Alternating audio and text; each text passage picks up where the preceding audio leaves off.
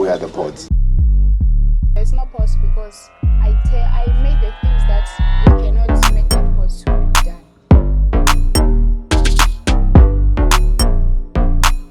Yo, welcome to the Joint Podcast. My name is King, and today I'm chilling with Boogy from D Joint. How are you, my man? No, all good in the hood, dude. Good, man.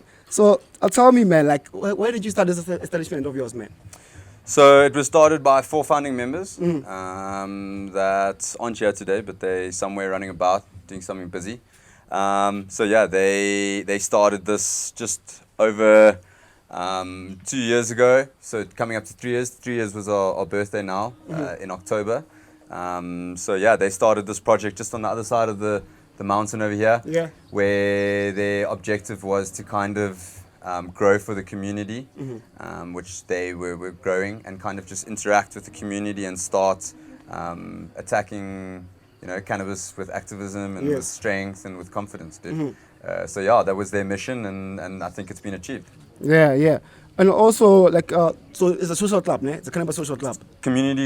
Social cannabis club, dude. Yeah. So the social aspect being the social club side of it, Yeah. So can you explain, in a nutshell, what basically is a cannabis social club? Cool, dude. So if we break it down in South Africa, if we go back a little bit in history and we see what's happened, it's obviously was decriminalized in our country to be able to consume or grow cannabis in our own privacy. Yes. So that being our house or our own private area, which is a cool opportunity for us to carry out. But some people are limited, so they don't have the space, they don't have the time, they don't have the area or even the knowledge, skill set to carry out a high quality growth for the benefit for yourself. Yes. So that's where the social cannabis side comes in. So we provide a social club for you where you can come and interact with people and spread the knowledge of cannabis and spread the knowledge between each other and just kind of socialize with each other in private, dude. So that's what we kind of achieve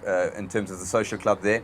But at the same time, people can get hold of that cannabis and become a member of the club where we can share in abundance, dude. Yeah. And how does one become a member of such a social club? Cool, so it's pretty simple. We go through quite a procedure to get to there. It's not just as simple as, doing that. It's as simple as finding out how to become a member. Obviously you have to go to the club or go via social media and see where the nearest club is. With doing that, you would probably arrive at our premises where you'll be welcomed by the front of house team, where they're going to break down the club rules and they're going to break down the current law or legislation in our country, the proposed bill. So they're going to break that down to you. You're going to start filling out a compliance test. This is a test to find out if you understand the laws and you understand the current situation in South Africa. Once you've passed that, you can then go into a clearance test where they're going to kind of, see what's happening in terms of how much your needs is or what you consume. Most and how you consume. So that will go through a little bit of a consultation and then ending up becoming a member of the social club. Okay, that's dope. And also, what are the basic benefits that a member gets? Dude, so we have multiple benefits. For example, we focus a lot on education. So everything that we offer in terms of giving our knowledge and doing workshops and things like that, it's completely free. We do free events in general, free. So for example, we're going to be going and venturing into hiking, and we're going to be venturing into kind of the outdoorsy stuff. But not just that, we've got other clubs that do the same. So we've got 22 odd clubs around South Africa, 20 odd clubs around South Africa, where you can obviously walk in and obviously share as well, like you do here. So that's the benefit as well. Anywhere you go, you're able to kind of, get to access of this or get hold of it. And do all these social clubs fall under Grow Your Own Africa? Yeah, so Grow One Africa is Grow One Africa. So Grow One Africa, as you see behind us here, and obviously you can see all the different clubs. So Grow One Africa is the go-ahead for this. This is where kind of all the compliance comes from, and this is where the baby is set, and where all the information comes from in terms of education and what we do. Yeah, that's really dope. That's really dope. So also, like, I just like to know, in terms of, like, with growing for your own use, what are the common mistakes that usually you see people who are growing their own cannabis run into? The common mistakes that they actually make in growing their own cannabis. So the first mistake that they always do is they go online. So everyone goes online, Yeah. and everyone just goes to the best kept secrets and the best kept this, where it starts with just, planting the seed and learning yourself. You'll come across problems pretty quick. Yeah. So the most common mistake I see everyone make is go online and get information and get too much information. It's as easy as just planting the seed. Okay. All right, can I just ask you something? Sorry. How are you guys? I'm good. I'm good. Yo, I've been waiting. I've been dying. Sorry, I get excited about this type of stuff. I can hold myself. All right, welcome to the Join Podcast. It's been amazing here. We really loved the hike. We loved the place, and we're having a great time. I just wanted to ask a question. How do you become a member of the Joint? What is required of you? What are your restrictions, in terms of maybe growing and reselling? I don't know if that's, possible within your club, obviously. How does the whole system operate once I become a member? Yeah. Well, obviously it's illegal to buy and sell in South Africa. Yes. It's only a decriminalization. It's not a legalization. So we need to understand that concept. But the concept is basically be able to grow for yourself. So there's a limited amount that you can grow for yourself. For example, we allowed 8 vegging plants as an adult, and we allowed 4 flowering plants as an adult. Now, if we have that in our own capacity and we've got 2 consenting adults, we can then grow so forth and so accordingly. But if you don't have that set and you don't have that skill set, then obviously becoming a member of the club, you go into an agreement with a farmer to be able for him to grow for you. So that is taking a little rental space of a private property, and then he grows for you on that space. But the requirements that are needed from the club side, obviously you have to be over the age of 19. Every club has its own constitution. Some clubs are 18, some clubs are 21. We were no under 21s because we just want to set that standard of safety and responsibility in South Africa, especially when the law of alcohol is 18. So we need to watch that fine line.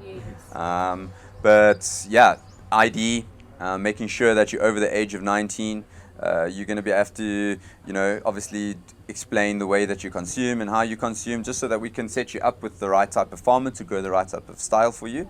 But yeah, just knowledge and intuition from your side to understand what you're going into, to becoming a member of a private social cannabis club. All right, so it's only smoking. You don't make products from maybe the other extracts? Yeah, so we do a vast variety of things.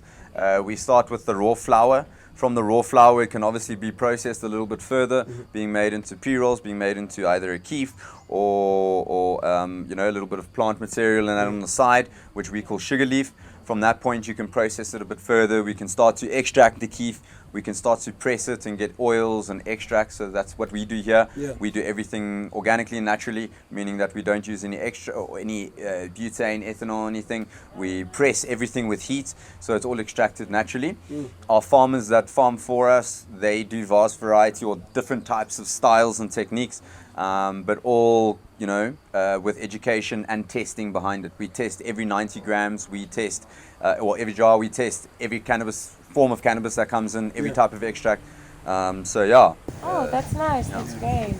I mean, I love that there's a vast variety of things you can do, other than just, smoking it. Yeah. All right, no, that's nice. I was so shocked when I got you. I'm like, well, there are actually people who are united in doing this, because we've been to the Cannabis Expo once and I was so, impressed. And do you also attend the Cannabis Expo? Yeah, so we've been at the Cannabis Expo as well. We were out at the Santon one. That happened. That was very cool. Grow One Africa were there, and obviously all the clubs representing themselves at Grow One Africa stand. But yeah, we've come a long way with cannabis in South Africa. Yeah. And I'm excited to see what's going to happen, and the next expos are going to get better and better, and the education is going to get better. So yeah, it's exciting. Yeah. And also, like, where would you like to see like the cannabis industry in South Africa in the next 5 years? I would love to see the cannabis industry leading education and training in the world. Yeah. In terms of training, in terms of the land, in terms of the culture that we have. Yes. I want South Africa to lead that domain in terms of expressing our home genetics, expressing how important Eastern Cape and Pondor land is to us, and our genetics as culture and smoking. I want South Africa to lead the the research that's going on in terms of a higher climate with a hotter climate and that. I want to see us taking charge in our universities and taking charge in our different training departments. But I also want to see different communities being built and sustained. I see sustainability coming out of cannabis in the next 5 years before education is finished. Wow, that's super dope. That's super dope. And because like we have the potential to do that. So why not just use that? Because like there's a lot of things that can come out of it. Like a lot of positive can come out of that. So why not just use that opportunity? So I think South Africa needs to wake up. Like to this, like he's preaching. You need to hear this. So I want to hear about you. Like when did you start first like smoking cannabis? I started smoking cannabis quite a number of years ago. I'm not going to give you an age, but yeah, I've smoked cannabis for a while. It was open to me from Johannesburg's fast lifestyle, as a lot of things. But then I maybe didn't respect it back then. But as I've gotten older and as I've started to work harder and build communities and build work environments and stuff, I've understood the importance of it. So I took it. I'd always smoked, but work was more important for me. Traveling and everything. You don't want to come across any problems and stuff. So I lived a high, fast-paced life doing all of that. But it made more sense to me on average like 3 years ago, COVID came in and we began to take a little bit of a slower, pace.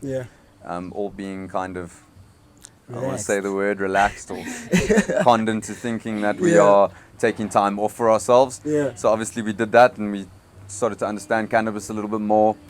But at the same time, a little, troubles with economics and stuff. Setting into a new venture with cannabis. So for the last 3 years, I've taken it upon seriously, starting with Chiba University, being part of the first group of candidates to graduate with a certificate of consultation and bud tendering and stuff. So shout out to Chiba as well. So Chiba was a big impact on that and a lot of educational people. But at the end of the day, just being passionate about it.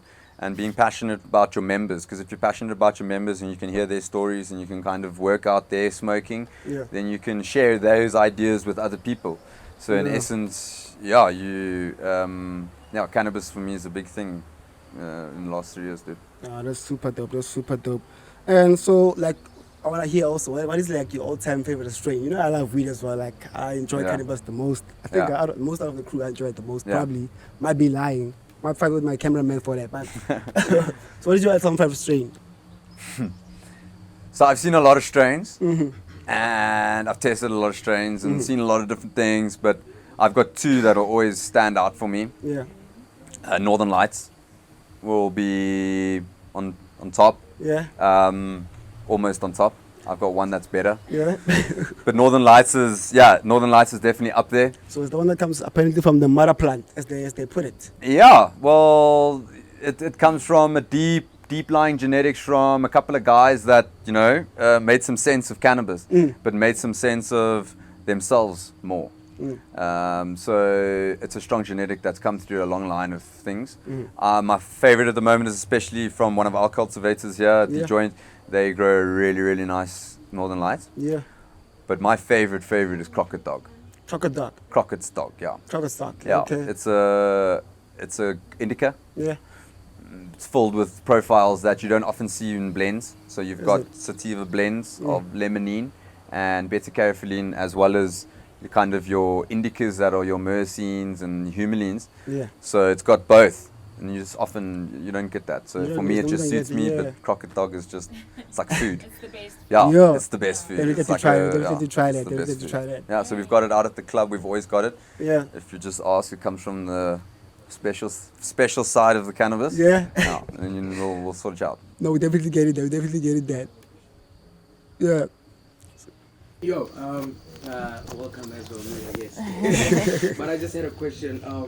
So, we were talking about how when you come on board, there's rules that have been set down. And when we received the link, I checked that out. And one of the things that was a highlight is the fact that you guys are speaking about the Cannabis Act, the Cannabis Bill. And as people that, we're trying to get out of that thing of saying, it's illegal and it's a herb. For us, it's a herb. And it's something that is grown from the ground. And so there's still so much that we need to, teach people about this. But what do you have to say about that whole cannabis, bill thing, and how that will impact ultimately how people see, this community and this culture? Yeah. So let's take the stigma away from it and let's put that aside. At the end of the day, we're just adults practicing our constitutional right. Most definitely. That was set by them. So if we can get that right and we can continue to think of us practicing our constitutional right and keeping it within the community and not highlighting it as a threat to a law, then I think we could do well responsibly. At the end of the day, this is what we're trying to do. We're trying to carry out cannabis consumption responsibly. Most definitely. But let's look at the laws and put them aside and rather just think of it as, at the end of the day, that's what we're doing. We're practicing our constitutional right that was set by South Africa. Most definitely. And how do we get members to reach you? Do you have any social media platforms? Yeah, so you guys can go out at our website, www.thejoint.co.za. There you'll see tabloid drop-downs of workshops and events, and we've got cool music happening tomorrow. But once you become a member, then you obviously become a part of our kind of hub of information. So we feed a lot of information off to you and out to you. And then, you can obviously go onto Facebook, you can go onto Google, and you can get all of our details from there, where you can message us, WhatsApp us, and take it from there.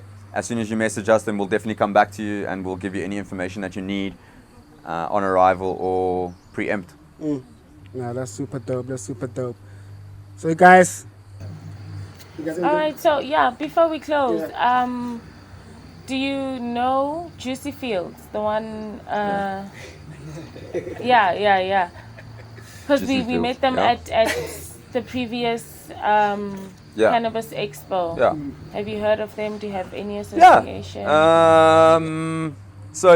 Obviously they came to South Africa as a headstrong company wanting to pioneer, the cannabis industry, which I have nothing against, and everyone can kind of take it as their toll and how they want to. And at the end of the day, they were doing what, we were doing. Yeah. Practicing their constitutional right. Yes. I don't know what happened there, and I don't know any fine details of it, but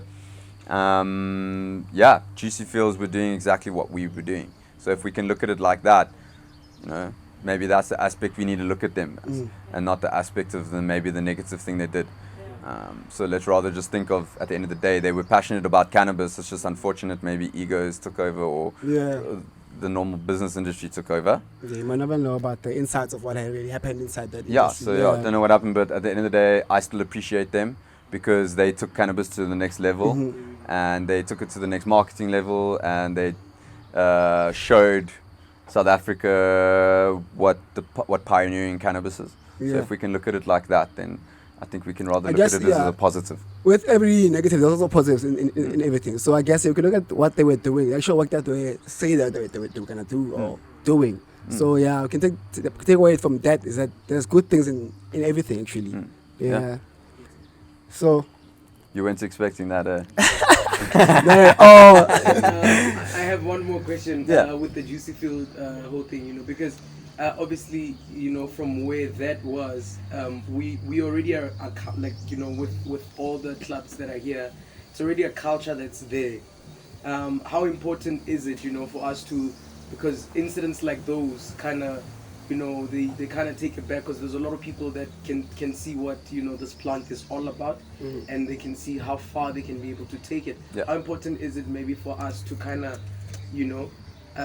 galvanize it and put it in a place where social clubs are what needs to run, when the law comes in and when we officially know what we expected of from the cannabis bill, that social clubs are at the forefront of making, smoking weed and chilling with your friends, just smoking marijuana in a space. It becomes a safe space, I guess. Dude, so we can make it as anything we want, and we can try and break stigma, and we can try and hold that stigma, and we can try and say the right way to go about it in South Africa, and we can try and think of the right way to go about it. And at the end of the day, we are sitting here and we've done it. So if we can think of the aspect of how we want to approach cannabis in South Africa, so if we think of it as a business thing, then we can think of it as a business thing, and we can think of it as, yes, it's a right move to do in terms of we look at what the economic is telling us in terms of, you know, how it's ballooning everywhere all over the world and how much it's worth. It's a right decision. But when we're talking like you saying with how do we practice our rights in privacy and stuff and community, then social clubs is 100% the way to go about it.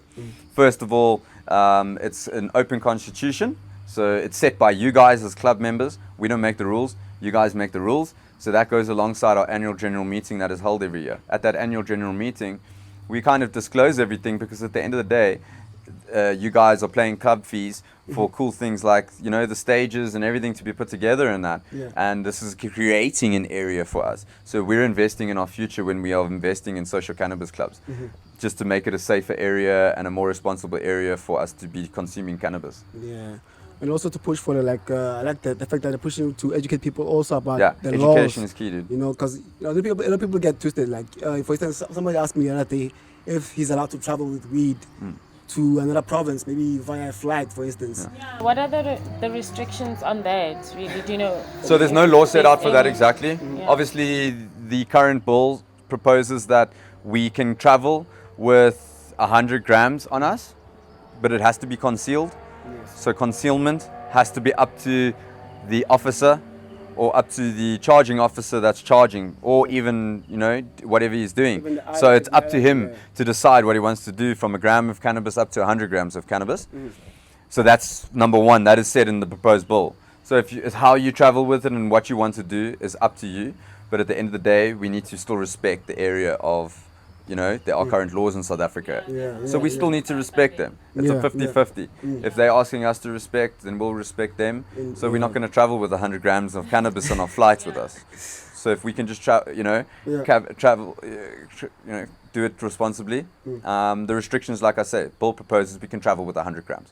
Traveling, it's up to you and it's up to everyone else. Yeah, and I also read somewhere that it also depends on the airline as well. Because a lot of airlines have different rules to it. I think Kulula, for instance, doesn't allow for you to travel with cannabis at all. So I wouldn't recommend it. Any airline. We got to be responsible. Yeah. This is why Grow in Africa is cool, because we have a hub wherever you're able to go. If you're a member here, you're a member there. Yeah, that's super. This solves the problem of safety. Yeah, I like that. Just before we wrap up, I just wanted to close off with something informative for, you know, anyone out there who would like to personally grow, you know, buds, you know, THC. So how do they go about that? Is there a certain way that they go, like, to, you know, register or apply, you get licensing, stuff like that? So obviously growing in private is for yourself. We're allowed to grow as much as what, you know, we can grow. So 4 to 8 plants, etc. If you want to apply for licensing, obviously there's subjected, there's people out there that you can approach. You can approach SAPRA. You can approach it like that. It's very costly to be able to go down that road. Very costly. You can go to your nearest social cannabis club and inquire about growing for the community. So there's many different ways to go about it. But yeah, just be, first of all, open about it and be responsible about it. So yes, there's definitely ways in which you can approach, and there's definitely ways in which you can grow to help your community. At the end of the day, that's sustainability. Let me tell you something. This is one step closer to, you know, greatness. I mean, it's nice to see something that had this heavy stigma that we are trying to, you know, have a lifestyle over. And it's amazing. It has a lot of benefits. It's great. It's good, you know. So I love what I'm seeing. I love this whole experience. You know, thank you for hosting us. It's been a nice time.